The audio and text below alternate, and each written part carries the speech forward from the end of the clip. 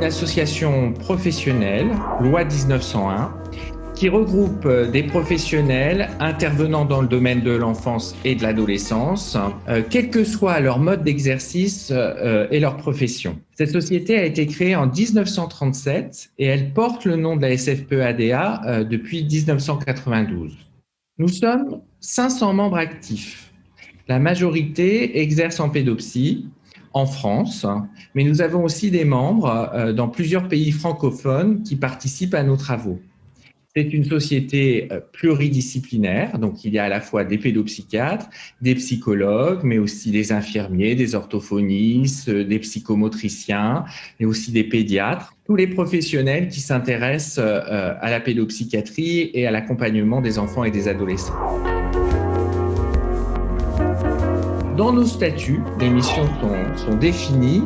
Je vais les reprendre avec vous. Donc, c'est promouvoir et coordonner des études de recherche, soutenir des actions de formation concernant les troubles mentaux affectifs intellectuels des bébés, des enfants, des adolescents, ainsi que leur traitement et leur prévention. C'est donc une société savante qui va beaucoup s'attacher à articuler les théories et les pratiques dans une ambiance conviviale, une liberté des échanges, avec une ouverture à tous les modèles théoriques, en maintenant un regard pluridisciplinaire. L'idée, c'est à la fois une transmission des savoirs, une transmission des savoir-faire et soutenir des échanges, des discussions, des intersections des connaissances au regard des différents modèles et des différentes formations de professionnels. Il y a aussi un souci de développer la recherche clinique auprès des praticiens de terrain. C'est aussi un organisme de formation depuis 1979 qui répond aux critères de certification, Datadoc, habilité DPC, qui travaille sur les indicateurs Calliope. Donc nous avons des actions de formation diverses.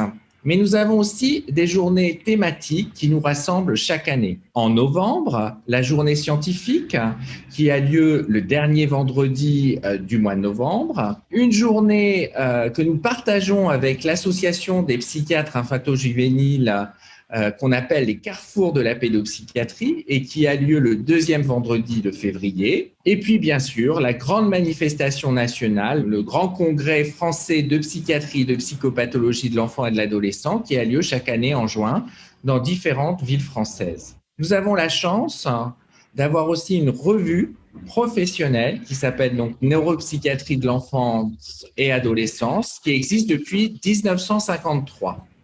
Nous sommes engagés dans les travaux de la Fédération française de psychiatrie. Nous sommes un membre actif du Collège de pédopsie en articulation avec les autres associations, l'API, la Fédération des CMPP, le groupe pédopsychiatrique de la Société d'information psychiatrique.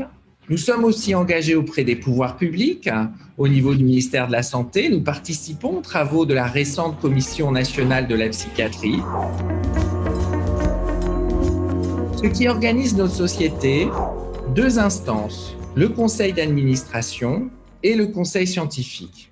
Nous avons une représentation internationale et nous sommes membres de l'European Society for Child and Adolescent Psychiatry et nous sommes membres aussi de l'International Association of Child and Adolescent Psychiatry and Allied Profession. Bien sûr, nous sommes traversés par les modifications sociétales, on s'intéresse aux évolutions de notre discipline, mais toujours en essayant de s'allier à des travaux de recherche qui permettent d'avoir un regard scientifique, décalé parfois des prises de position trop émotionnelles qui peuvent bien sûr nous parcourir. Nous sommes toujours prêts à accueillir de nouveaux membres pour nourrir nos travaux et nos groupes. Alors, comment devenir membre ? Eh bien, soit vous êtes en lien avec des collègues qui eux-mêmes sont membres de la Société française et qui peuvent vous parrainer, mais il suffit tout simplement de prendre contact avec le secrétariat de la Société et nous vous guiderons pour bientôt appartenir à nos groupes avec le plus de facilité possible. Donc, n'hésitez pas à nous contacter à ce sujet. D'abord, on a compris dans ce contexte de crise sanitaire qu'il fallait avoir d'autres outils de communication pour faciliter nos échanges que les journées présentielles. Vous découvrirez sur notre site une plateforme d'aide à la prescription. En effet, en pédopsychiatrie, nous sommes amenés à prescrire hors AMM. Il est difficile d'avoir des ressources claires et des modalités de conduite de nos traitements. Il était donc très important de pouvoir avoir un outil d'échange sur cet aspect qui est très important aujourd'hui dans notre profession. Nous avons développé ce que nous appelons les jeudis cliniques. Alors, le jeudi clinique, c'est un webinaire qui a lieu de 19h à 21h, un jeudi, régulièrement au cours de l'année. L'idée est qu'une équipe de pédopsychiatrie puisse présenter un cas clinique, un questionnement clinique, le discuter avec des experts et bénéficier aussi du regard de l'ensemble des membres pour réfléchir sur cette problématique. Donc, il y a déjà eu un premier jeudi clinique qui a très bien fonctionné et nous allons continuer à développer cette forme d'échange en alternant à la fois des questions cliniques et aussi des questions de prescription en lien avec le site dont je vous ai parlé précédemment. Au sein du conseil scientifique, nous avons de nombreux groupes de travail avec des thématiques très variées que vous découvrirez. Actuellement, en particulier, la question de la prise en charge des enfants qui bénéficient des services de protection de l'enfance, développer la périnatalité, la place des troubles du neurodéveloppement dans les soins en pédopsychiatrie. Nous nous sommes engagés dans la société à développer la réflexion psychopathologique. Vous avez entendu que le congrès se nomme Congrès français de pédopsychiatrie et de psychopathologie.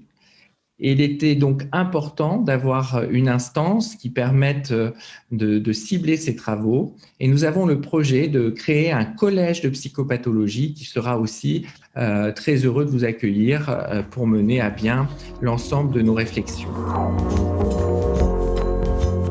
D'un point de vue plus stratégique actuellement, nous avons aussi le souci que la pédopsychiatrie soit reconnue comme une discipline à part entière. Il est temps aujourd'hui que la pédopsychiatrie se définisse non pas en complément de la psychiatrie de l'adulte, mais avec une réalité de nécessité de connaissances à la fois neurologique, pédiatrique, puisque nous sommes une spécialité du développement et que la vie psychique d'un bébé, d'un enfant, d'un adolescent ont des spécificités à bien connaître et qui nécessitent aussi des formations spécifiques. Il est évident que nous nous interrogeons sur l'apport de nouvelles technologies, à la fois dans la transmission des connaissances, mais aussi dans le travail direct avec nos patients et nos familles. La crise sanitaire a été l'occasion de nouvelles pratiques et il est important de pouvoir en tirer des bénéfices. Et nous avons aussi un grand axe de réflexion à mener dans ce domaine.